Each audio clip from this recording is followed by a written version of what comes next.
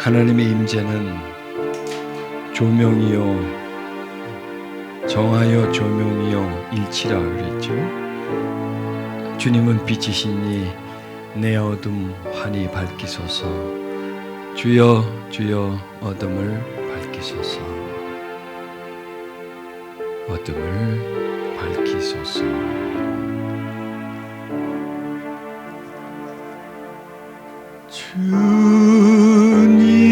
주님은 빛이시니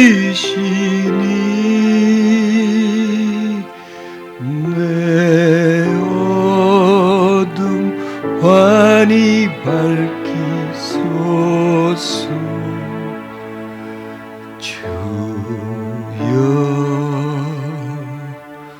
주여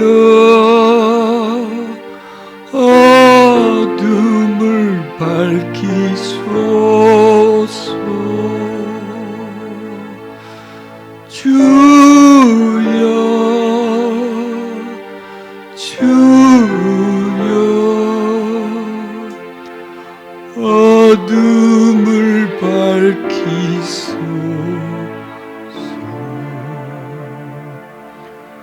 주님은 빛이시니 내 어둠 환히 밝히소서. 주여 주여 어둠을 밝히소서. 주여 주여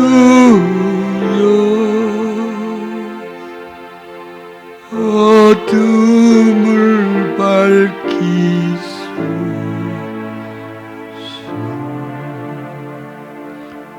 주여 주여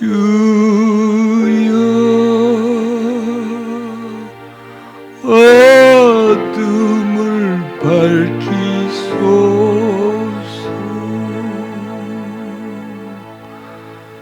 주여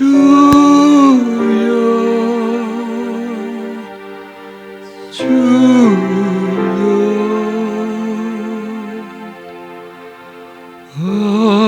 어둠을 밝히소서.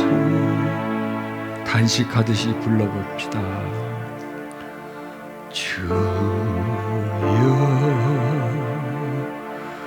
주여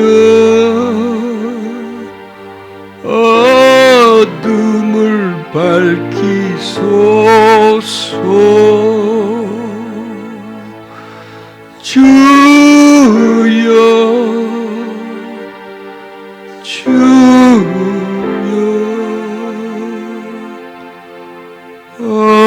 어둠을 밝히소서. 눈을 감으시고 주님 부릅니다. 주여 주여 주여 주여 주여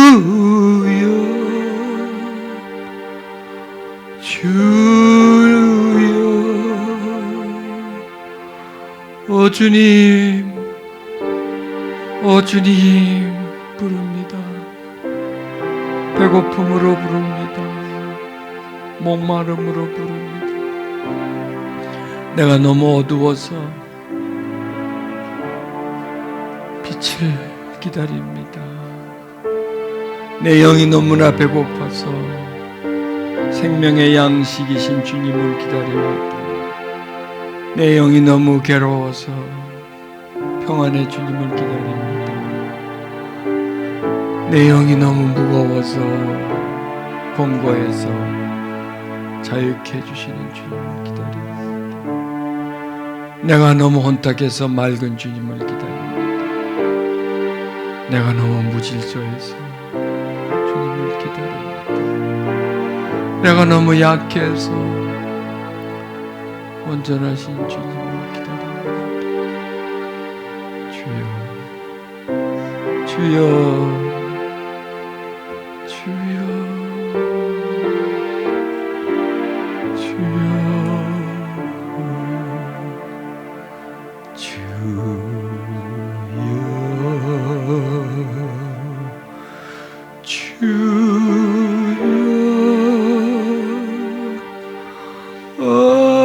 어둠을 밝히소서.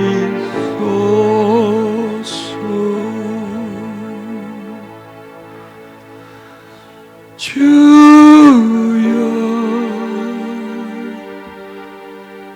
주여,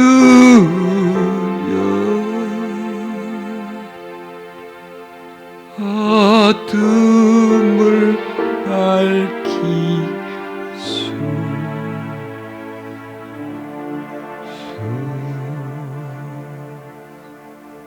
주님,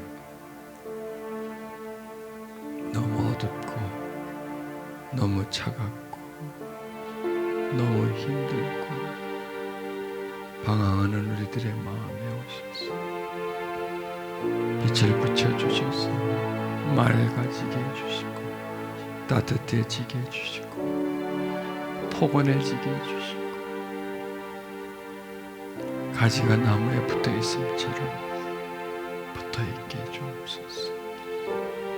하나가 되게 해주옵소서. 주님, 맑아지게 해주소서. 밝아지게 해주소서. 하나 되게 해주소서. 이게 우리들의 기도의 제목입니다. 여러분도 해보세요. 주여, 맑아지게 해주소서. 밝아지게 해주소서. 하나 되게 해주소서. 주님이 내 안에, 내가 주님 안에 거하게 해주소서. 나는 너고 너는 나다. 그 하나됨의 은총이 우리와 함께 해주소서. 혼으로 기도하지 않고 영으로 기도하게 해주소서. 주님을 구하게 해주옵소서. 주의 임재 속에 있게 해주시옵소서. 주 예수님 이름으로 기도드렸습니다. 아멘. 아멘. 기도의 목적은 뭐죠? 맑아지게 해주소서, 밝아지게 해주소서, 하나 되게 해주소서. 이게요, 단계입니다. 맑아지면 밝음 속으로 들어가고, 밝아지면 하나됨 속으로 들어가는 겁니다. 이렇게 진행되어서 가는 겁니다. 그래서 하나 되어지게 해주소서, 하나 되게 해주소서. 이게 기독교의 완성입니다. 이게 목적입니다. 하나님이 아들을 이 땅에 보내신 목적, 아들이 이 땅에 오셔가지고 십자가를 지고 죽고 다시 부활하신 목적, 그 다음에 성령을 우리에게 보내신 목적, 이 모든 목적들이 하나 되게 하기 위함입니다. 이게 없으면 우리는 헛발짓 하고 있는 거예요. 그게 이루어지지 않으면 공든탑이 무너지듯이 아무런 의미가 없어지는 겁니다. 그래서 기독교의 신비는 하나됨. 왜냐하면 지난주 그런 내용이었잖아요. 내가 아버지 안에, 아버지가 내 안에, 내가 너희 안에, 너희가 내 안에 있는 것을 알게 된다, 깨닫게 된다, 이렇게 말씀하셨습니다. 자, 에베소서 3장 11절의 말씀, 믿음으로 말미암아 그리스도께서 너의 마음에 계시게 하옵시고. 이건 뭘 얘기하는 거죠? 하나됨을 얘기하는 거죠. 하나됨. 이게 목적이에요. 사도 바울은 그 하나됨을 경험했습니다. 그리고 일치를 늘 추구하고 그걸 잊어버리지 않기 위해서. 하나가 되었지만 다시 둘로 나눠질 수 있잖아요. 붙었지만 떨어질 수 있잖아요. 그러니까 그걸 늘 붙어 있음을 유지하려고. 하나 되어져 있음을 유지하려고. 왜냐하면 막 살다 보면 또 이렇게 분리가 되니까 그걸 유지하려고 막 노력했고, 그다음에 그의 제자들, 그를 따르는 초대교인들에게 자기가 그렇게 하나 되어져 있는 것처럼 너희들도 그렇게 하나가 되라. 그렇게 해서 마음에 계시게 하옵시고, 그리스도께서 저들의 마음에 계시게 하옵시고, 그럴 뿐만 아니라 더 점점점 자라나는 겁니다. 뿌리가 바뀌고 점점 더 확장되어가는, 하나 되어짐 속에 있는 그 역사가 점점 더 진행해지고 점점 자라나는. 포도나무와 가지가 딱 붙어 있으면 그것으로 끝이 아니잖아요. 붙어 있으면서 점점 가지가 자라나잖아요. 뻗쳐나가잖아요. 가지도 굵어지고, 그리고 열매가 맺어지지 않습니까? 그러니까 기독교를 복잡하게 생각할 필요가 없어요. 그냥 딱 그거예요. 딱 그냥 그거 하나만으로 이게 포도나무와 가지로 그걸 가지고 설명되어지는 것이 바로 기독교고, 그걸 이루는 게 바로 기독교예요. 복잡한 거하고 뭘 많은 것 같아도 아주 단순함이 바로 이 말씀 속에 있는 겁니다. 자, 우리는 왜 매주 교회를 가죠? 예배를 드리죠? 또 성경을 배우죠? 왜 하죠? 그 목적이 뭐예요? 뭐 하려고 도대체? 뭐 어떻게? 누구를 위해서? 뭘 위해서 예배를 드리나요? 누구 좋아라고 예배 드리나요? 교회 출석을 하나요? 목적이 딱 한 가지로 귀결되어져야 되는 겁니다. 하나님과 하나 되기 위해서. 그냥 믿어라. 그냥 믿는다면은요, 예배 자주 드릴 필요는 없어요. 그냥 믿으면 되지 뭐까지 안 그래요? 교회 가고 그래요? 그냥 나 하나님 믿어. 예수 내가 믿어. 믿으면 되죠. 그러나 이 하나됨이라는 것은 단순히 믿는 차원을 벗어난 것, 더 깊은 차원이라고 해도 되겠죠. 믿는다는 것은 저기 있고 내가 여기 있고, 하늘에 있고 땅에 있고, 땅에 있어도 하늘에 있는 존재를 믿으면 되잖아요. 멀리 있어 2000년 전 예수님 믿어도 되잖아요. 십자가 내가 믿어요. 믿는데 어떡할 거예요. 그런데 하나됨이라는 것은 믿는 차원을 벗어나는 겁니다. 더 깊이 들어가는 거죠. 그리고 그 하나 되어져 있다는 상태는 다시 분리될 수가 있는 상태거든요. 그래서 다시 그걸 확인시키는 거예요. 나는 포도나무요, 너희는 가지니라는 내용을 다시 한번 확인시키고 다시 붙어 있는 거예요. 살다 보면 약간 떨어지거든요. 다시 또 확인시키는 것. 이게 바로 예배요. 그러기 위해서 우리가 기도요. 이것이라는 거예요. 그래서 예배 속에, 말씀 속에 임재가 있어줘야 돼요. 그러니까 임재를 향한다 그럴까요? 예배가 임재를 향해야 돼요. 떨어지면 아무 소용 없잖아요. 복을 받은들 뭔들 받으면 떨어지고 나서 복을 받으면 그거 무슨 소용이 있겠고 어디다 쓰겠습니까? 그래서 예배의 목적은 임재를 향합니다. 설교에서도, 찬양에서도, 그리고 또 우리가 기도하는 목적 역시 임재를 향해서, 필요해서 임재를 위해서 우리가 기도하는 거죠. 그래서 그리스도께서 우리 마음에 계시게 하옵시고, 사랑 가운데 뿌리가 바뀌니까 그리스도가 점점 우리 마음에 계실 뿐만이 아니라 점점점 이렇게 뻗쳐나가고 확장되어져 가는, 씨앗이, 작은 씨앗이 이 흙에 뿌려지면 가만히 있나요? 그 씨앗 그대로 있지 않잖아요. 그 씨앗이 거기서 발화를 하잖아요. 뿌리를 내리고. 그리고 땅의 자양분을 먹으면서 뿌리가 더 든든해지고 뻗쳐나가고, 그리고 땅 위를 향해서 줄기를 솟구쳐내고 잎이 나면서 점점 자라지고 터가 굳어지지 않았습니까? 처음에는 땅에 뿌려졌을 때에 비율을 한다면 땅 크기의 비율에 아주 작은 점과 같은데, 이게 점점점 자라나면 땅을 소유하게 되잖아요. 처음에는 땅의 소유였어요. 흙이. 씨앗이 땅의 소유가 됩니다. 그런데 나중에 씨앗이 자라나면 땅을 소유하지 않습니까? 지금 이 내용을 말하는 거예요. 이 내용을. 그 과정을 통해서 그리스도가 너희들 소유하게 하라. 너희가 그 사랑을 발견하게 되고 사랑이 점점 너의 마음에 이렇게 점점 이렇게 뿌리가 박히고 사랑이 그 안으로 스며 들어오는 거예요. 이렇게 막 우리 안으로 파고 들어오는 거예요. 사랑이 우리 마음 속으로 이렇게 파고 들어오면서 그분의 자리가 내 마음 안에서 확장되어 가는 그 영토 싸움이라는 거예요. 한마디로 말해서. 과거의 전쟁은 영토 싸움이잖아요. 저 땅을 내가 얼마나 차지하느냐. 물론 지금 전쟁도 마찬가지지만 영토 때문에 전쟁하잖아요. 영토를 확장하기 위해서 전쟁을 하듯이 지금 이 시대도 영토 싸움이에요. 세상과 하나님, 마귀와 하나님이 인간의 마음의 영토. 거기서 얼마만큼 그 사람의 마음을 차지하느냐. 그러면 그 사람의 마음을 차지하면 차지한 만큼 그 사람을 지배할 수 있기 때문에. 그런데 우리가 이 세상을 살다 보면 우리 마음을 세상에 빼앗기잖아요. 마음을 세상에 송두리째 그냥 가져가 버리잖아요. 왜? 온통 마음을 거기다 쏟잖아요. 물질에다 다 쏟고 그냥 거기에 그냥 울고 웃고 행복과 불행이 다 거기에 가 있다고요.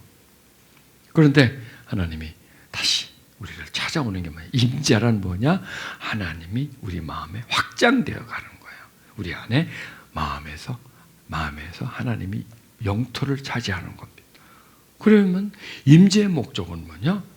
하나님이 내 마음에 가득히 채워진다는 거예요. 그러니까 성령 충만이 뭐예요? 충만은 채워져 있는 상태죠. 많이 가득히 채워져 있는 그런 상태. 성령이 내 마음에 충만해지는 거예요. 그러면 그게 임재 없이 충만해지는 게 아니거든요. 그게 단시 순간에 되는 게 아니거든요. 임재를 경험하면서 성령이 내 안에 채워지는 거예요. 그러니까 성령의 임재는 뭐냐? 내가 성령을 채우는 거예요. 속에 확장돼요. 그러면 그 채워진 만큼 어떻게 될까요? 밀려가는 거예요. 세상이 영토를 뺏기는 거예요. 그러니까 성령의 임재는 일종의 영적 싸움이다. 이렇게 설명하면 되겠습니다. 이게 성령의 임재는 마귀와의 싸움이다. 세상에 빼앗긴, 세상과 육체에 빼앗긴 마음을 하나님 쪽으로 이렇게 되찾아오는 회복시키는 것이 바로 임재의 역할이다. 그러니 그런 회복이 자 우리 지금 예배를 드리지 않습니까? 여기서 일어나는 거예요. 이런 예배 속에서 이 회복이 일어나는 거예요. 그리고 이 예배 속에서 임재를 경험하고 방법을 배우고 그다음에 이제는 각자가 하나님과의 관계 속에서 또 임재를 경험하면서 살아가는 거죠. 그리고 다시 모여서 다시 재충전, 영을 충전하는 거예요. 성령을 다시 충전하는 거예요. 그래서 예배의 목적이 임재라는 거예요. 그거 외에는 뭘 하겠어요? 그래가지고. 왜냐하면 세상은 우리 마음을 차지해 나가는데 우리 머릿속에다 아무리 어떤 내용을, 이론을 집어넣은들 머릿속에 들어간 건 가슴속까지 못 들어가요. 경험이 들어가거든요. 체험이 들어가요. 세상은 이론이 아니죠. 전부 다 체험이에요. 체험으로, 느낌으로 내 속에 들어가는 거예요.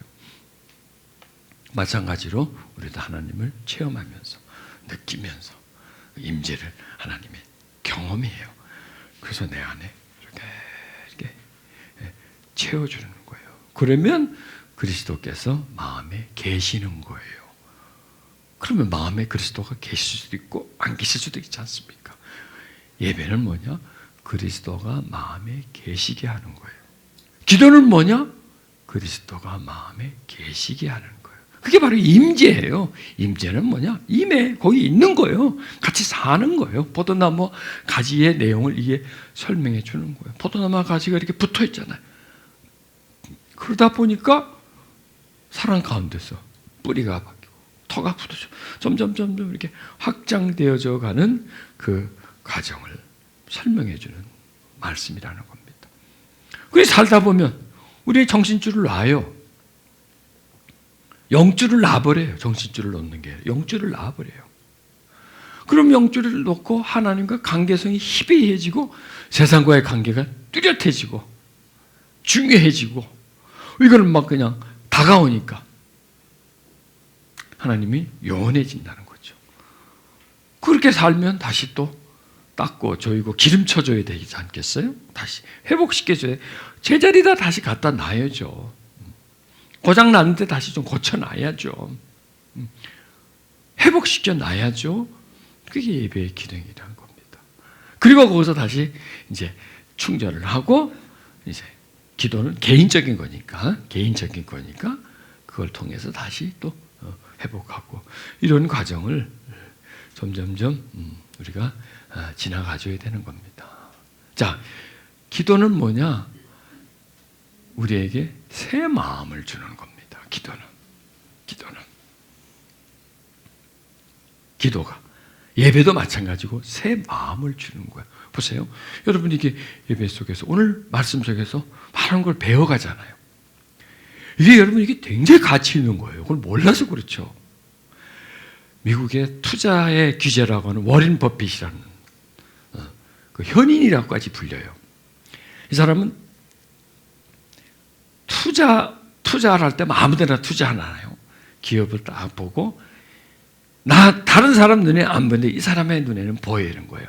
아, 이 회사는 투자할 만한 가치가 있다. 그럼 그것은 투자를 하면 아주 쌀 때 주식을 사죠. 그럼 이게 뭐 몇 년 지나고 뭐 지나면 이게 뭐 수십 배로 부풀려지는 거죠. 그래서 돈을 번 사람이에요. 그러면 1년에 딱 한 번 경매를 해요. 자기하고 점심 먹는 식사를 같이 하는 사람을 이제 뽑아요. 근데 이게 지원자가 하도 많으니까 경매를 붙잡버려요. 그래서 1,000만 원 쓰면 1,500만 쓰고 3,000만 원 쓰면 이러고 막 가격이 오르는데 올해에는 54억에 낙찰이 됐어요. 뭐 하는데? 밥 한 끼 먹는데! 밥도 누가 사줘? 지가 사주는 거야. 내가 밥 사주고 돈 54억을 주는 거야. 왜 그러냐? 그분하고 밥을 먹으면서 오랜 시간 동안 쭉 자기 어떤 기업에 대한 이제 그 사정과 또 자기가 어떻게 해보려고 하는 것을 쭉 얘기하고 그러면 이제 그거를 진단을 하죠. 이분은요. 물론 그 전에 또 진단을 하겠죠. 이제 밥 먹기 전에 그 회사를 쭉 이제 이분이 이제 자료를 가지고 진단을 하고 그 다음에 또 이제 말을 들으면서 이제 그 사람이 어떤 생각을 가지고 있나 앞으로 사업 계획이 어떤가 그걸 듣고 지혜를 주는 거예요. 내가 볼 때는 왜냐면 이 사람은 이제 이런 축적돼 있는 게 있기 때문에 해주면 근데요 놀라운 게 뭐냐면 그 사람하고 밥을 먹었다면 그 회사 주식값이 올라가는 거예요. 왜? 앞으로 잘 될 거니까. 주식값이 올라가는 거예요. 저 사람 말을 듣고 이제 사업 방향을 결정하고 하면은 회사가 분명히 잘 될 거니까. 그래서 올라가는 거야. 야, 내가 그걸 생각해 보면서 말이죠. 나도 말이야, 뭐 그것까지는 안 되더라도 말이지. 지혜를 많이 주는데 나는 뭐 돈 안 줘도 되는데 밥만 사줘도 되는데 이거는 그냥 그런 것도 없어. 자, 여러분 제가 왜 이런 말씀드리냐면 우리가 지금 모여가지고 이 깨달음이 이걸 돈으로 환산한다면 상당히 금액이 커요, 이게요. 왜냐하면 이거는 내가 찾아낼 수 없는 거잖아요. 그래서 어떤 깨달음을 얻는 거예요. 이게 뭐냐면 물질보다도 지혜와 깨달음이 매우 가치 있다는 거죠. 그리고 우리가 예배는 뭐냐? 버는 시간이에요. 돈을 많이 벌어요.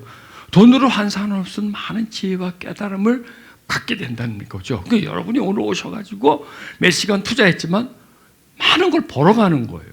임재에 대해서 배운다. 여러분이 임재에 대해서 책을 한 10권 한번 보십시오. 책 한 10권을 보세요. 무슨 말인지를 몰라요. 임재에 관한 책, 하나님의 임재 책 사가지고 보면 알 것 같기도 하고 모를 것 같기도 하고 그리고 많이 읽었는데도 탁 와닿는 게 없어요. 탁 와닿는 게. 이거구나. 임재는 한마디로 말하면 이거구나 하고 어떤 그림이 그려져야 되는데 많은 내용들을 보지만은 그때 탁 와닿진 않아요. 한 10건을 보시면 이제 추스리고 거기서 이제 좀 정리하고 오랜 시간 하면 이게 조금 와닿겠죠. 근데 그럴 시간이 어딨나요? 그런데 여러분 오늘 그 임재에 대해서 분명히 여러분이 알게 돼요. 아, 이게 임재구나. 부재는 또 뭐냐? 아, 이게 부재구나. 임재와 부재. 임재와 부재. 임재와 부재. 어떤 분이 이런 얘기를 하더라고요. 내가 오늘 뭘 할 건가를 적지 말고 오늘 내가 뭘 안 할 건가 먼저 적으래요. 그거만 하지 말래. 그러면 뭘 하게 되는 게 나온대요. 그렇겠죠, 그렇죠. 우리 오늘 1번 뭐하고 2번 뭐하고 이렇게 쫙 나열하는데 잘 안 돼, 그게. 그런데 오늘 내가 그런 걸 하는데 방해되는 부분들을 적어서 그걸 안 하게 되면 그걸 하게 된다는 거예요. 그래서 임재와 부재. 부재 쪽으로 가는 걸 막으면 임재 쪽으로 가게 돼 있는 거예요. 부재에다가 내가 시간을 쏟고 부재 쪽에 관심을 갖는 걸 임재 쪽으로 시간을 돌리면 우리가 그 하나님의 임재를 느낄 수 있다는 거죠. 자, 기도는, 자, 임재는 뭐냐?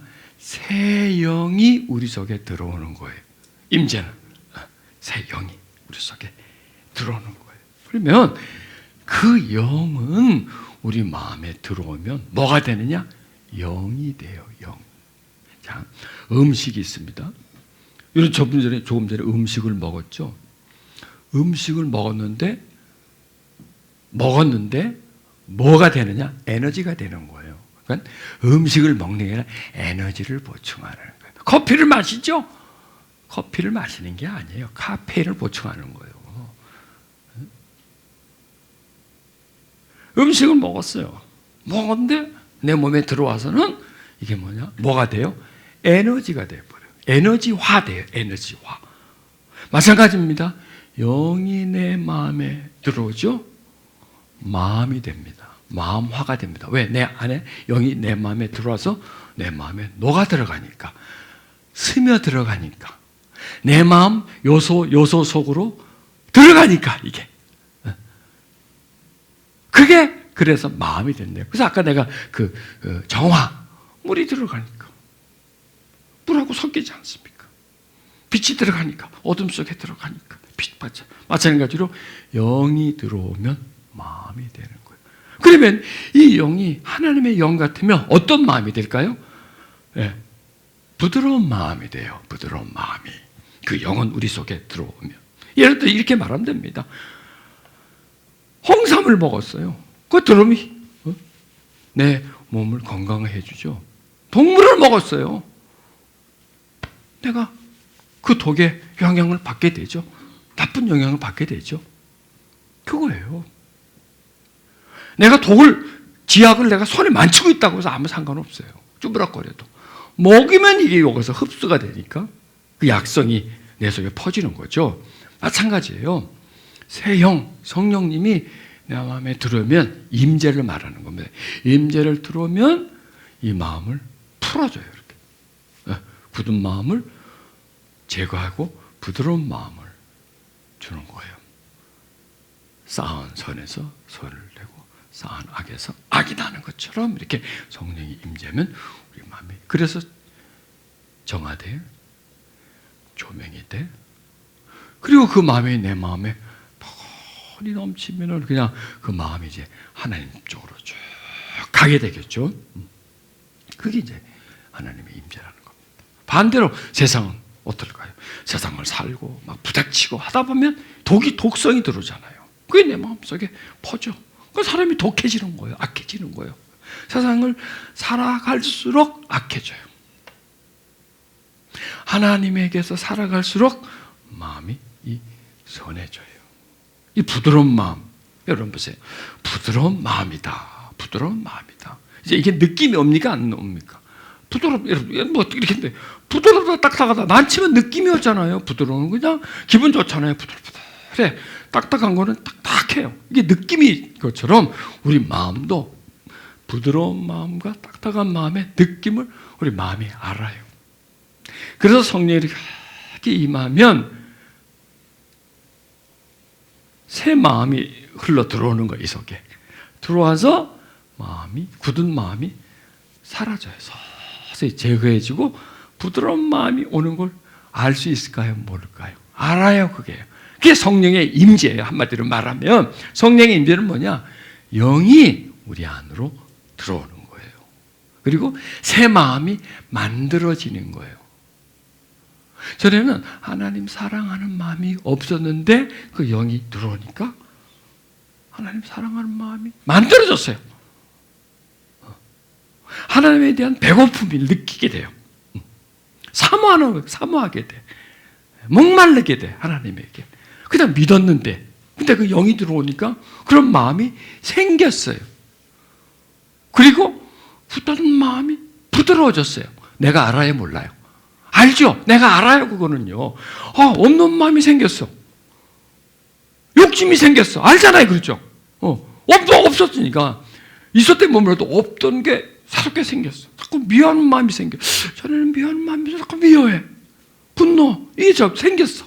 생겼으니까 그게 나오는 거예요. 나오는 건 그냥 나오는 게 아니라 이 안에 생성되어 있기 때문에 나오는 거예요. 나오는 건 그냥 나와요. 씨앗이 뿌려졌거든요. 뿌려져가지고 터가 굳어지고 확장되어졌거든요. 이 안에서 이제 뿌리를 내리고 그다음에 올라오는 거예요. 이게 입으로 내 감정으로 표현되는 거예요. 그게 만들어진 거예요.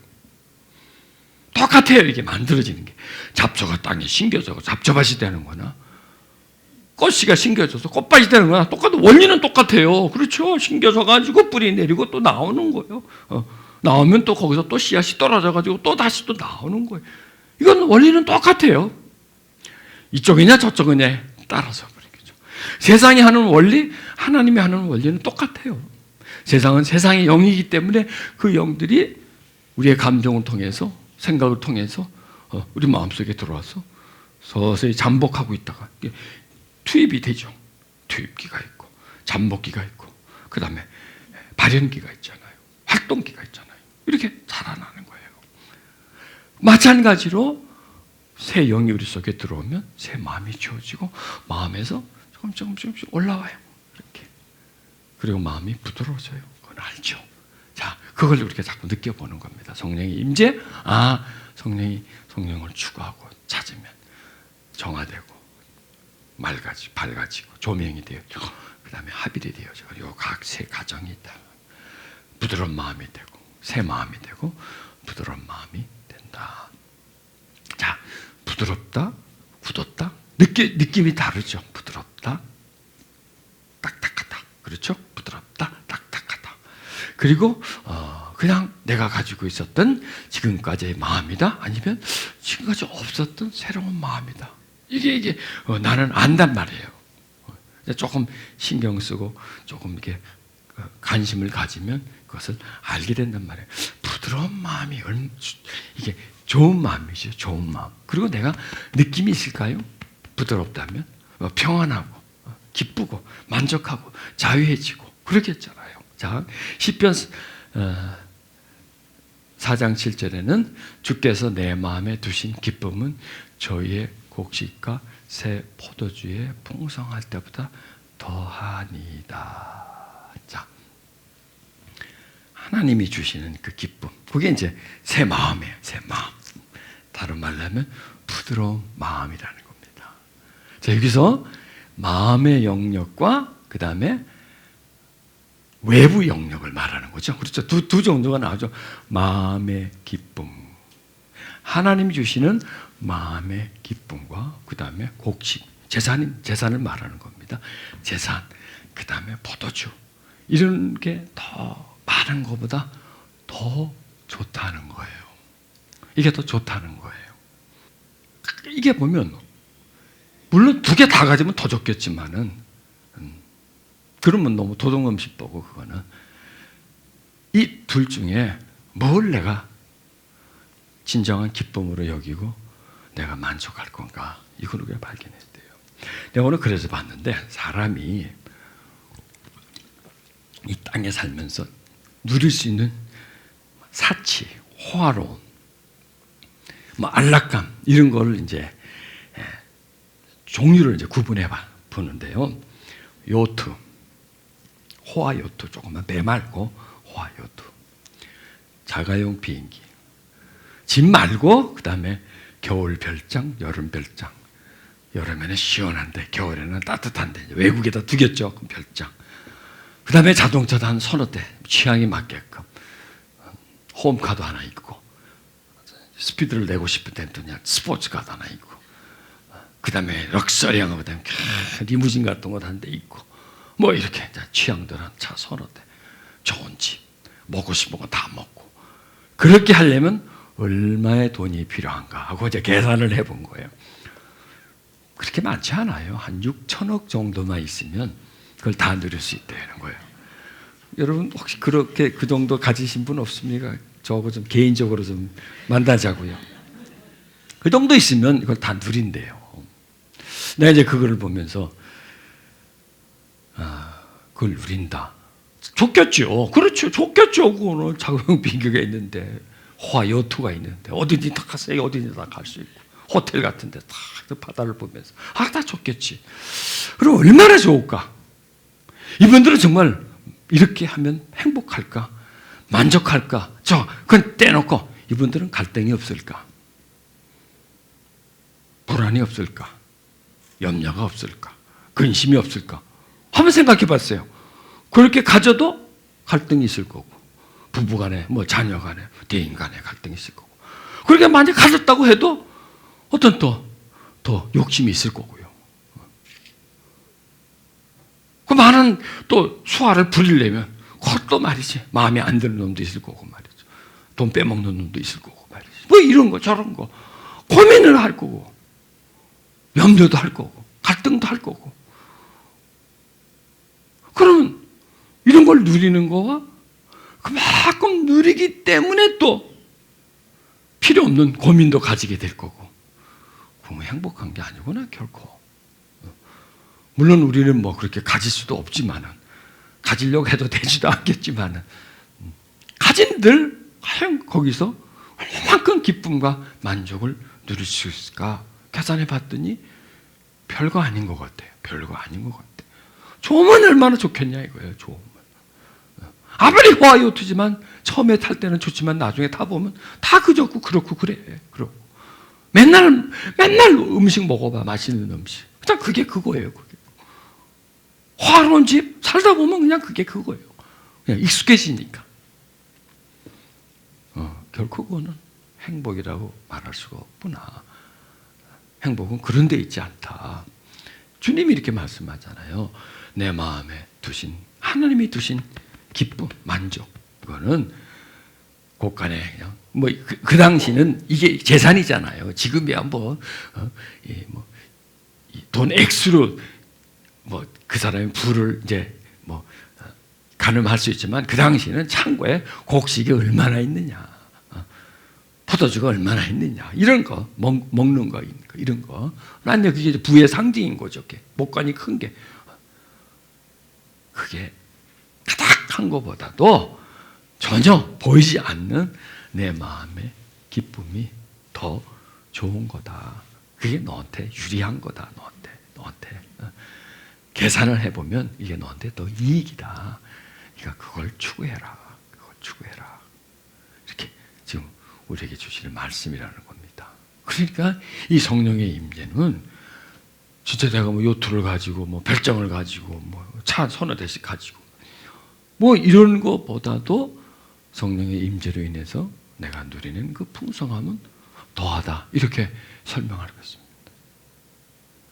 많은 돈을 가진 것보다도 그게 더 큰 기쁨이고 만족이다. 계산을 따져보면 그 사람들이 누리는 부와 그 사람들이 느끼는 갈등과 괴로움 이런 거 따지고 나면 지금 나는 별거 없지만 내 마음에 그냥 내 먹을 만큼 조금 그냥 소철하게 살지만 내 마음에 기쁨이 있으면 계산을 해보면 그 사람보다 내가 훨씬 더 낫다 이거예요. 스스로 자유하게 사는 말이 아니라 그게 훨씬 더 좋은 거다 이런 얘기죠. 그런 걸 우리가 만족감을 가지는 거예요. 그 기쁨이 나한테 있다는 거. 그래서 그 기쁨을, 그러니까 외적인 것의 기쁨이 아니라 내적인 게 기쁨을 파고 들어가는 거예요. 이 밖에 있는 기쁨을 누리려고 하면 피곤해요. 그리고 하지도 못해요. 막 고생만 직사하고 하고 막. 그러나 이 안에 누리는 기쁨은 하나님이 주어지는 것이기 때문에, 구하는 자에게 주시는 것이고 찾는 자에게 찾게 해주시는 것이기 때문에 그게 참 구한다는 겁니다. 이렇게 말씀하잖아요. 나의 평안을 너에게 주노라. 내가 너에게 주는 것은 세상이 주는 것과 같지 아니하리라. 이 평안도 두 정도거든요. 주님이 나한테 주는 평안과 세상에서 주는 평안. 그러면 이 세상에 주는 평안은 어떤 건가요? 어떤 환경적인 거, 물질적인 거, 이렇게 막 넉넉한 거, 막 재산이 많은 것, 이런 것 때문에 누리는 평안. 그거보다도 주님이 주는 평안이 우리에게 더 필요하고 유익하다는 겁니다. 그러니 근심하지도 마라, 두려워하지 마라, 내가 평안 줄게. 지금 근심하고 두려워하는 사람에게 이렇게 말하는 겁니다. 근데 왜 근심하고 두려워할까요? 주님이 평안을 안 줘서일까요? 아니면 내가 하는 일이 잘 안 돼서 그럴까요? 여러분, 사람들이 근심하고 두려워하는 대부분의 이유가 뭘까요? 주님과의 관계에서 있을까요? 아니면 세상과의 관계에서 있을까요? 예, 세상과의 관계예요. 이렇게 하는 일이 잘 안 되고, 뜻대로 안 되고, 원하는 대로 안 되고, 이렇게 할 때 근심과 염려를 가지게 되죠. 그러니까 그렇게 하지 말라 이거예요. 거기서 너의 만족을 구하지 마라. 거기서 그걸 가지고 행복하려고 하지 마라. 내가 너한테 대신 그것에서 주는 평안과 비교할 수 없는 참 평강을 내게 줄게. 그건 빼앗기는 게 아니야. 그냥 너한테 계속 있는 거야. 네가 나를 구하면 계속 너는 평안 가운데 있을 수가 있으니까 너는 그 평안을 구해 하고 그렇게 말씀하시는 거예요. 여러분, 이 평안, 이게 언어만 평안이 아니에요. 진짜 이 평안은 우리가 느낄 수 있는 거죠. 느낄 수 있고 누릴 수 있는 거고 우리가 소유할 수 있는 거고 사실이에요. 그건 확실히 있는 거예요. 있는 거예요. 그렇죠? 있는 거예요. 그러니까 외부의 어떤 물질이 있어서 평안, 그 평안. 자, 그러면 그건 없는데 내 마음이 참 평안하다. 그러면 저게 나한테 있는 거예요? 없는 거예요? 한번 계산 따져봐요. 있는 거라니까. 왜? 그게 있어서 내가 평안하다면 그것 말고 하나님으로 주는 평안으로 내가 평안하다면 바뀔 게 있는 거예요? 없는 거예요? 있죠. 있는 거죠. 그게 있어서 예를 들어서 내가 1억이 있어서 마음이 편안해요.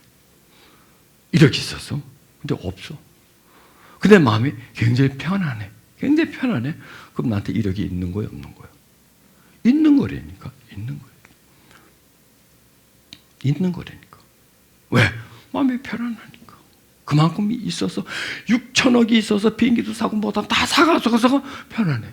나는 그건 없지만 그 사람이 가지고 있는 그 만족감처럼 나는 그 만족이 있어. 그럼 나한테는 저게 다 있는 거나 마찬가지라는 얘기죠. 그러니까 부유해지는 거예요. 예, 편안하니까 부유해지는 거예요. 그게 있는 것처럼 있는 것과 같은 평안함이 나한테 있으니까 나는 100억이 있는 사람이 누리는 평안이나 별로 없는데 내가 누리는 평안이라면 나는 100억 있는 거나 마찬가지라는 겁니다. 어차피 그 돈 못 쓰고 죽는 거니까. 어차피 그거는 관상용이니까. 어차피 숫자니까 그거는요. 100억이 가지고 있다고 사람 100억 써요. 있는 거 나는 100억이 있어. 이거예요. 이거. 나의 재산이 100억이야. 그 기분이에요. 그것밖에 더 있어요. 그 사람이 숫자 공이 몇 개 있느냐. 그 사람이 100억 있다고 해서 밥을 6개 먹나요? 떠댕기나요? 숨 안 쉬고 사나요? 잠 안 자나요? 똑같아요. 조금 넓고 조금 먹는데 반찬 가지수가 좀 많고 뭐 그거죠. 별 차이 없어요. 그거하고 비교해보면 별 차이 없어요. 100억만큼 그분이 누리고 행복하게 사느냐? 아니 그렇지도 못해요. 그러니 마음에 기쁨이 있다면 그런 걸 다 가지고 있는 사람이나 나나 별 차이 없다는 거죠. 그리고 이 사람의 기쁨은 뺏길 수도 있어요. 평안은 줄어지면. 근데 나는 주님이 있는 한 안 줄어져요. 주님이 계시는 한. 그러면 내가 더 부유해지고 자유해진다는 거죠. 그래서 이렇게 준다는 겁니다. 자, 시편 131편의 2절은 오히려 내 마음은 고요하고 평온합니다. 젖된 아기가 어머니 품에 안겨 있듯이 내 영혼도 젖된 아이와 같습니다. 진짜 이건 그림이에요. 한 폭의 그림이에요. 내 마음 평안합니다. 이렇게 설명하면서 젖된 아이가 어머니, 젖을 뗐다는 얘기면 젖을 막 배고팠어. 젖을 막 먹어. 배부르잖아요. 그럼 애가 이렇게 그냥 잠이 오죠. 그렇죠? 젖을 물었던 젖을 배부르니까 이렇게 놔요. 놓고 엄마 품에 있는 거예요. 그럼 저 아이의 마음이 어떨까요? 저 마음이 배가 불러졌으니까. 그리고 지금 어디 있나요? 엄마 품에 있잖아요. 그리고 평온. 저는 이게 뭐냐? 임재. 임재란 뭐냐? 젖을 먹는 거예요. 젖을.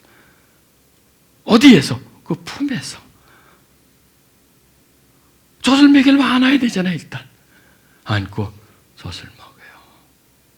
그러면 그 먹을 때 기쁨, 그렇죠? 먹을 때 기쁨. 그 다음에 배가 부르는 어떤 포만감, 그 포만감도 있죠. 그 다음에 배가 부르면서 젖을 살며시 대고 엄마 품에 있을 때 그 안정감. 여러분, 제가 이거를 한번 느껴봤어요. 아이의 심장을 내가 느껴봤는데요. 요즘은 저희가 한국에서 많이 있는데 한 10여 년 전에 우리 손주가 태어날 때쯤 돼서 그때는 여기에 한 7, 8개월, 6, 7개월 정도 있고 한 2, 3개월 정도 미국으로 들어갑니다. 가면 이제 아들이 결혼해서 저희 집에 살고 있었기 때문에 그냥 같이 가는 거죠. 그러면 이제 아들 집에 가지면 내 집에 가는 거예요. 가서 이제 가면 저는 그날부터 뭘 하느냐? 애를 봐요. 애 손도 못 대요. 지 엄마한테. 얘는 내 거야, 얘네부터. 내가 다 아침 새벽부터 밤까지 저 올 서비스를 내가 다 해줘요. 애한테. 좋아서 애가 좋아가지고. 기저귀 처리하는 것부터, 목욕시키는 것부터, 젖 먹이는, 우유 먹이는 것부터, 재우는 것부터, 아침에 다 내가 해줘요. 이제 애들이 이제 자잖아요. 새벽 5시쯤 되면. 이제 내가 애들 그 시간을 내가 알아요. 새벽 되면 이제 기지개도 푹 부러져 있죠. 배도 고프죠. 그리고 애들은 일찍 자니까 5시 정도 되면 애들이 시계같이 딱 깨요. 딱 깨면은 이제 이놈이 자다가 이제 보통 엎드려 자더라고요, 이놈이. 그럼 깨면은 지가 이렇게 이제 못 일어나요. 아직 어게 된다. 그러니까 이놈이 깨면 막 고개를 휘쳐서요. 누가 없나 싶어가지고 찾아요. 그때 내가 나는 더 일찍 일어나가지고 걔가 깰 때를 기다려요. 그래서 고개를 저으면 내가 싹 다가가면 삥 그러고 웃어요. 내가 누군지도 모르죠. 일단 사람이 오니까. 그러면 이제 침대에서 떼어내가지고 이제 기지개 싹 갈고 이러면 이제 싹 닦아줘요. 아랫도리를 좀 닦아주고 말려주고 그다음에 이렇게 좀 잘 때 이제 근육이 좀 이렇게 풀어주죠. 이렇게 풀어주고 이제 데리고 와서 이제 우유를 먹여요. 따뜻한 걸 해가지고 품에 안고 우유를 먹이면 이제 그 동안에 배가 고팠잖아요. 뭐 배설을 했으니까 이 아이가 이제 배가 부르면 이제 우유를 그만 먹이죠. 다 먹어본. 이제 툭툭 두들가지고 이제 소화를 시킨 다음에 나도 모르게 어떻게 하다가 얘를 안고 내가 잠이 들었어요. 새벽녘에 일어나니까 자는데 마음이 굉장히 편안한 거예요. 이상하다. 왜 갑자기 내 마음이 편안해지지? 나도 깜빡 잠이 드는데 가보니까 내가 애를 꼭 껴안고 있어요. 껴안고 있고 애 심장하고 나하고 다 이렇게 접착돼 있더라고요. 그래서 이게 이 아이의 그 마음의 평안함이 이 심장을 마주 대하고 있다 보니 여기 이심전심이라고 이렇게 흘러 들어온 것 같아서요, 내가요. 그래서 이제 그날은 내가 몰랐죠. 그 다음날은 이제 내가 시험을 해본 거예요. 똑같이 진행하는데 이제 그대로 안고 다 누워 있었어요. 얘는 소곤소곤 자죠. 근데 약간 이제 소파에서 좀 비스듬히 눕고 애를 배 위에 놓고 가슴과 가슴을 딱 대고 이렇게 여기인데 그게 맞더라고요. 그 심장과 심장을 마주하니까 그 아이의 상태가 전달되는데 엄청난 평안이에요. 그게 제가 임재를 느낄 때 그 느낌하고 거의 같아요. 임재를 느낄 때 느낌이. 그러니까 새벽마다 내가 걔를 좀 먹이고 또 안으면서 그 아이의 그 평안을 내가 누려보는 거예요. 그러면서 막 애를 위해서 기도도 해주고 뭐 그러던데 떠나고 그건 또 가면 또 그렇게 하고 이렇게 해가지고 어느 정도 컸어요. 내가 지금 이제 올해 10살이에요. 9살 반이네요. 얘가 저를 좋아해요. 좋아해도 그냥 보통 좋아하는 게 아니에요. 걔하고 나하고 연인 사이야. 눈빛이 들려. 얘가 나를 보는 눈빛, 내가 걔를 보는 눈빛이 들려. 하루는요, 7살 때, 8살 때. 내가 그 집에 이제 분가를 했기 때문에 그 집에 가서 이제 좀 뭐 아들하고 뭐 좀 하고, 그리고 내가 집에 갔대. 얘가 지방에 갔는지 안 보이더라고요. 그래서 내가 그냥 집으로 왔어요. 그 다음날 전화가 왔어요. 며느리가 아버님 가고 나서 얘가 막 울고, 닭똥 같은 눈물을 막 펑펑 쏟았어요. 그래서 왜? 무슨 일이 있었냐?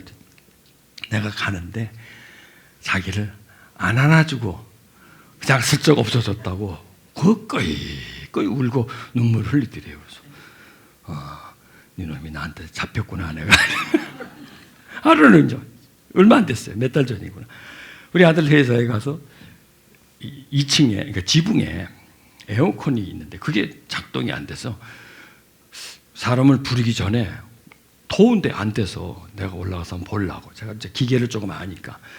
사다리를 놓고 이제 지붕으로 올라간 거예요. 마침 그때 이제 엄마하고 애가 같이 이제 왔었어요. 그래서 내가 밑에 있을 때 좀 이제 같이 있다가 이제 나는 올라갔거든요. 그리고 이제 이를 보고 이제 가는 거예요. 그래서 얘가 밑에서 이제 할머니 자기 간다고 이렇게 빠이빠이 해. 그래서 가라 그랬더니 내려오래 날 보고 이렇게 해서 왜 내려가? 그랬더니 안아줘야 되는데 자기를. 그래서 내가 지금 막 2층에서 일하는데 사다리를 내가 조금 좀이 있는데 원래 어떻게 가니 내가 막. 그러니까 지 엄마가 와가지고 빨리 가 그러고 막 가자고 그러니까 따기르는 거야. 올려면 내려오고 말려면 말아요. 이거 딱 있는 거야. 딱 보니까 안 되겠더라고. 그래서 내가 내려갔어요. 아들 같으면 내가 안 그랬어요. 아들 같으면 나한테 그러지도 않고 내려갔어. 기특하더라고. 그 사다리를 타고 2층에서 내가 내려가가지고 이렇게 꼭 껴안아줬어요. 가라 그랬더니 시고 가더라고요. 걔가 왜 그럴까요? 걔가 왜 그렇게 나에게 안기는 걸 좋아할까요? 안겨봤기 때문에 그러는 거예요. 이 품의 맛을 봤기 때문에 그러는 거예요. 여러분, 제가 왜 이 얘기를 하냐면 그 하나님의 품의 맛을 딱 보게 되면요 안기고 싶어요. 자꾸 거기에. 편안하니까 기쁨이 있으니까 거기에 그 품이 좋아요. 그 품이 좋아서 자꾸 그 품을 따라가는 거예요. 사모하는 거예요. 왜? 젖을 먹고 그냥 배가 부르고 그 품에 있는 게 저 아이는 엄청난 행복이에요. 저 아이가 좋은 장난감을 가지고 좋은 옷을 입혀주고 뭐를 다 갖다 줘도 제가 가져도 그 엄마 품에 젖된 젖을 먹고 배부른 그 만족감과 비교할 수 있을까요? 아니에요. 절대 비교할 수가 없어요. 저 아이에게는 저게 최고예요. 최고의 행복이에요. 최고의 만족이에요. 그러면 다시 우리를 저기다 가져다가 보는 거예요. 우리가 저런 평안을 그 하나님의 품을 느낀다면 그 품에서 평안을 누렸다면 그 평안과 외부에서 주는 평안과 전혀 비교할 수 없는 진정한 평안이 저기에 있다는 겁니다. 우리가 이 맛을 경험해 줘야 돼요. 이 맛을 경험하고 그리고 그 맛을 다시 자꾸 재현시키려고 그게 좋아서 그 느낌이 좋아서 그 품이 좋아서 다시 그 품을 사모하고 그리워하는 것. 그리고 그 품에서 누리는 만족감이 모든 걸 다 가져도 그 만족감과 비교할 수 없기 때문에 그걸 추구하는 거예요. 그걸 가장 귀하게 여기기 때문에. 예수님이 마귀의 시험을 이길 수 있었던 거예요. 그곳에 절하지 않고 하나님을 경외하라고 사단아 물러가라고 할 수 있었던 것은 이 평안, 하나님 안에서의 평안, 그걸 가장 소중하게 여기기 때문에 그 천하 만물을 다 가지면서 누리는 어떤 만족감보다 저게 더 소중하기 때문에, 비교할 수 없기 때문에 이것은 거기에 비하면 아무 가치가 없다라고 말할 수 있어요. 그런 마음을 여기서 배운다는 겁니다. 여러분, 오늘 정말 우리는 이거를 경험해 보잔 말이에요. 이거를 잠깐이라도 하면서 오면서 내 마음에 쫙 오는 그 참된 평안을 누리면 그 맛에 다시 그 품을 그리워하게 돼요. 그래서 임재는 맛이 있어요, 여러분. 맛있어요. 진짜 임재는 정말 맛있어요. 세상 어떤 음식으로서의 그 맛이 아니고요. 무언가를 소유하는 것으로서의 맛이, 그것도 다 맛이에요. 여러분, 권력을 딱 잡았어요. 얼마나 맛있어요. 또 얼마나 멋있어요. 맛도 있고 멋도 있잖아요. 권력이 딱 생기니까 나중에 깜빵을 할지는 몰라도 딱 그 권력 가졌으니까 그 맛이 있단 말이에요. 세상에 모든 것이 맛이 있어요.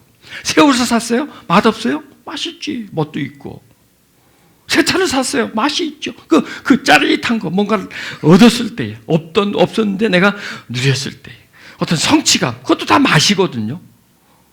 다 맛이에요. 그게 있단 말이에요. 다 이 느낌이 있단 말이에요. 그런데 제가 말씀드리기는 그 어떤 맛보다도 이 하나님 품 안에서 누리는 저 맛, 임재의 맛, 저게 바로 임재입니다. 임재의 맛이 가장 맛있어요. 그리고 유익해요. 다른 맛은 그냥 혀끝을 스치고 지나가는 거고, 그냥 어떤 감정을 싹 한번 스치고 지나가지만 저거는 그대로 남아요. 여운이 길어요. 그 기쁨, 그 만족, 그걸 우리가 찾아가는 거예요. 그게 바로 우리에게 주는 평안이에요. 참 평강. 또 그 내용이 내 마음에 주시는 기쁨이에요. 또 다른 내용은 뭐냐? 새 마음이에요. 새로운 마음. 불안하고 답답했는데 평안한 마음이 왔어. 그게 새 마음이에요. 그리고 딱딱하게 굳어진 마음에서 부드러운 마음이 되어지는 거. 그게 맛이에요. 그렇죠? 이게 다 맛이 있는 거예요. 다 맛이 있는 거예요. 그걸 여러분이 오늘 한번 느껴보잔 말이에요. 그리고 내가 그렇게 맛있었다면 그 맛을 자꾸 재현하려고 그러잖아요. 그죠? 그걸 한번 그걸 한번 다시 한번 더. 왜 사람이 왜 이끌리나요? 그 맛 때문에 이끌리잖아요. 낚시 가는 사람들이 왜 낚시를 그렇게 가나요? 그 낚시를 잡을 때 그 맛, 그게 못 잊어가지고 그 사람을 바다로 내보내는 거예요. 그 멀리까지 가게 하는 거예요. 그렇다면 우리가 그 젖된 아이, 그 어미 품에 있는 것처럼 그런 평안을 누린다면 가겠어요? 안 가겠어요? 그 품으로. 다시 그 품을 가는 거예요. 참 좋다. 여러분, 저번 시간에 우리 같이 찬양하고 기도 받을 때 마음이 어떤 마음이 왔었어요? 평안함이 왔잖아요. 좋았죠? 좋으면 다시 재현시키는 거예요. 그러면 더 좋아져요. 더 좋아져요. 계속 도와줘요. 왜? 자꾸 새 마음이 되니까. 조금 더 마음이 부드러워지니까. 이 말씀은 신비한 거예요. 이게 바로 다른 세상이에요. 다른 세상.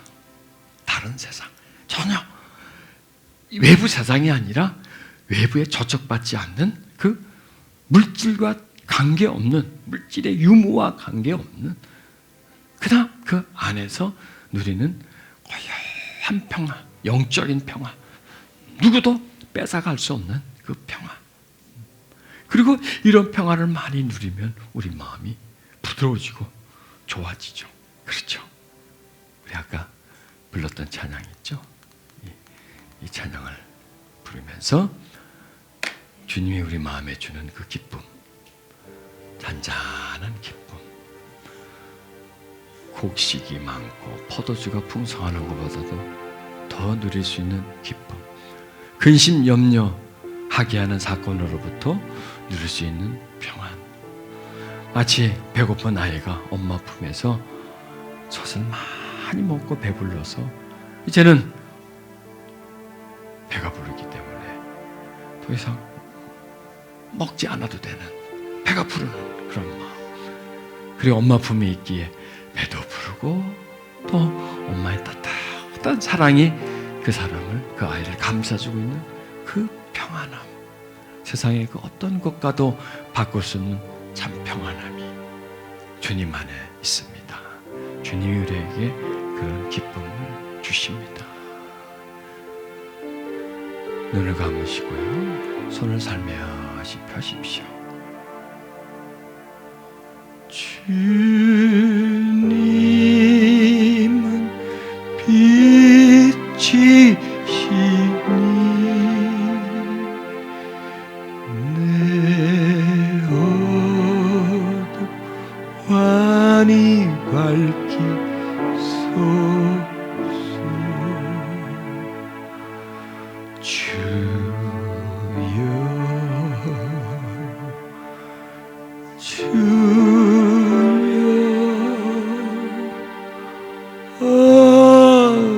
어둠을 밝히소서.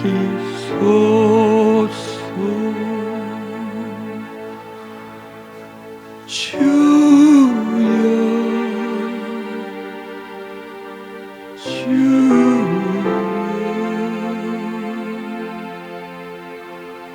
어둠을 밝히소서.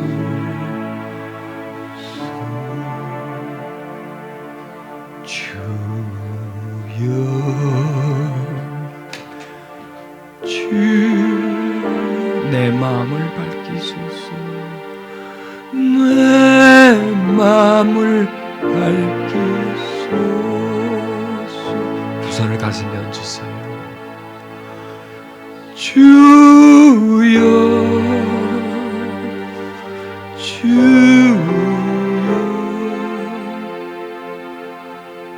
내 마음을 밝히소서.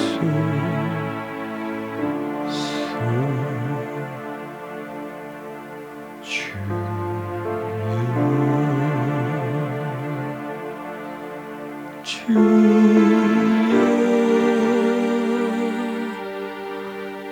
내 마음을 밝히소서.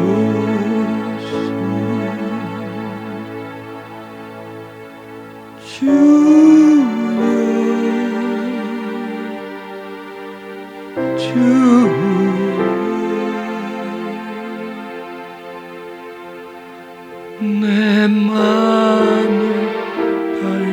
마음을 주님,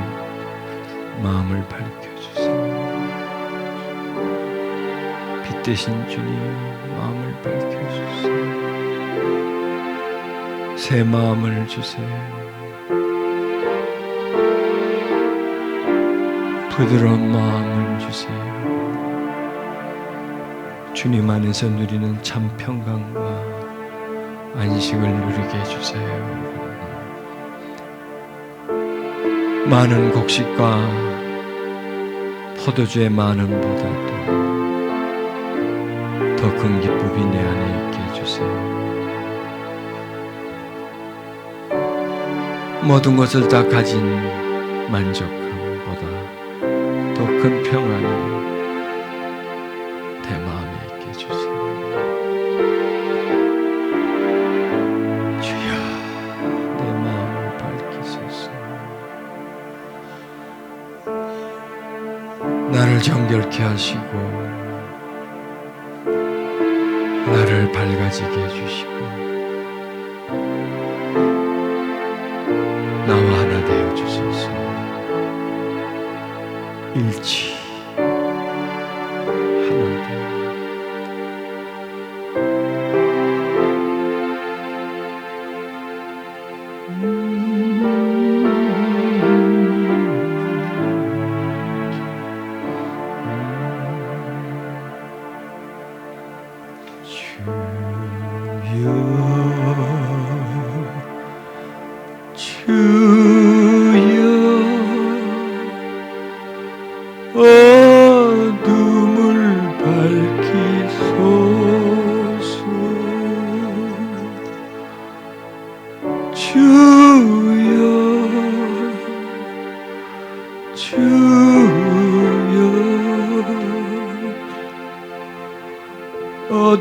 어둠을 밝히소서.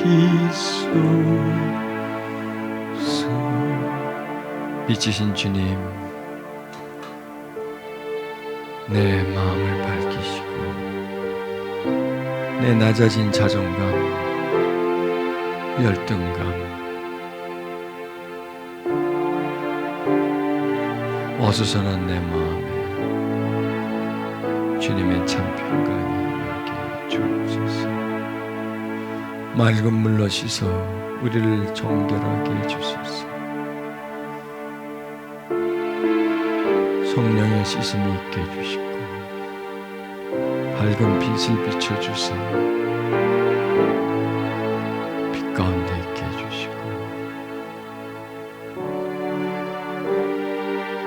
주님을 발견하고 그 품에 안기듯이 하나 되어지게 해 주시옵기를 간절히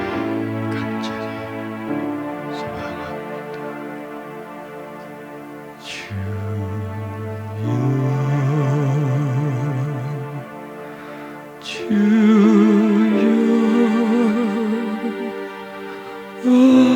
어둠을 밝히소서.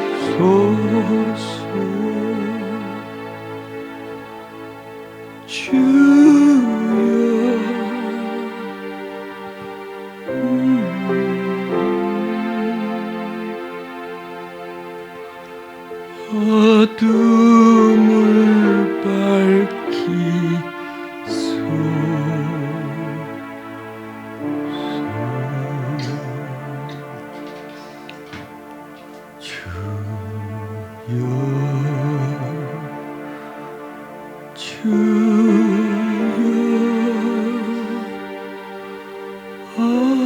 어둠을 밝히소서. 주님 더 깊게 주님의 참 평강과 기쁨이 저 마음 중심에 흔들림 없는 마음으로 다가와 주시고 고요하고 잠잠하고 안정되고 안식을 누리는 그런 마음이 되게 해주시옵소서. 주님이 우리에게 주신 기쁨은 세상을 다 가진 것보다도 더 큰 기쁨. 하나님이 내 안에 내가 하나님 안에 있다면 주님이 나요 내가 주님이라며 그보다 더 큰 만족과 자유가 어디 있겠습니까? 그런 기쁨을 기도할 때마다 누리게 해주시고 주님을 자꾸 의지할 때마다 참 평강이 임하게 해주시고 힘들고 외로울 때 지치고 피곤해질 때 주님 의지할 때 피곤이 없어지게 해주고 내가 느끼는 비참함이 사라지게 해주시고, 내가 힘들기에 주님이 더 필요해지고, 내 상태가 어려워질 때마다 주님이 더 사모해지는, 심령이 가난해지기에 천국이 저희 것이 되는 겁니다.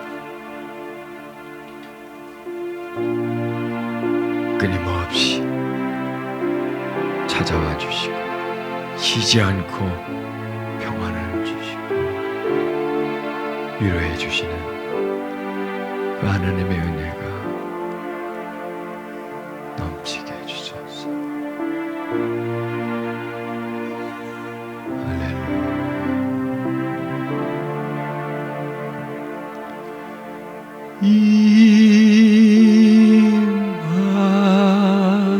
임하소서. 성령 하나님이시여, 지금 내 영에 임하소서. 바람처럼 불처럼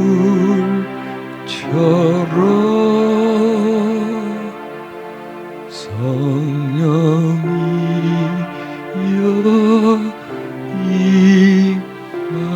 임하소서.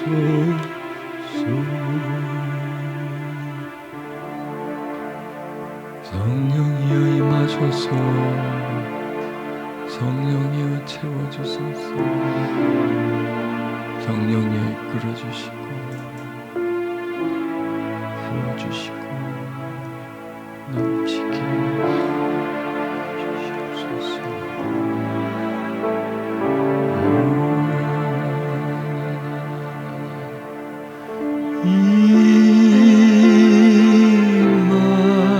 임하소서. 성령 하나님이시여,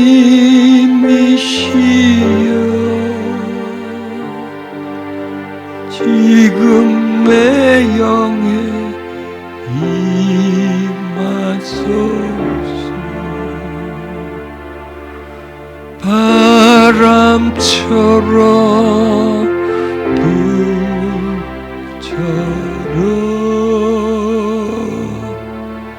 성령이여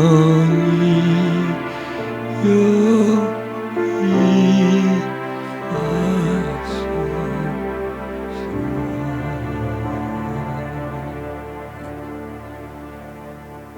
지금 여러분 중에 느낌과 깨달음과 그리고 하나님에게서 얻은 위로를 다양하게 지금 느끼고 있습니다.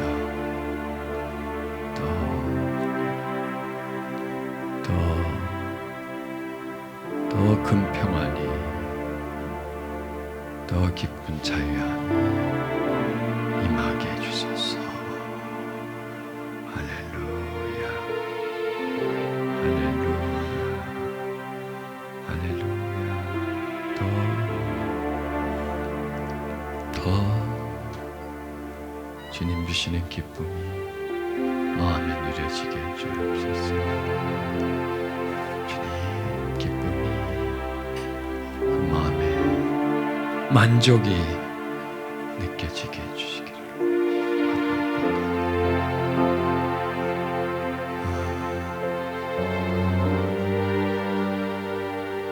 임재를 향한 기도를 하십시오. 임재를 사모하는 기도를 하십시오. 반드시 여러분은 채워질 것입니다. 풍성해질 것입니다. 세상에 주는 것과 같지 않는 평강을 누리게 될 것입니다. 주님 은혜를 감사드립니다. 참 평강을 주심을 찬양합니다. 그리스도 예수 이름으로 기도드렸습니다.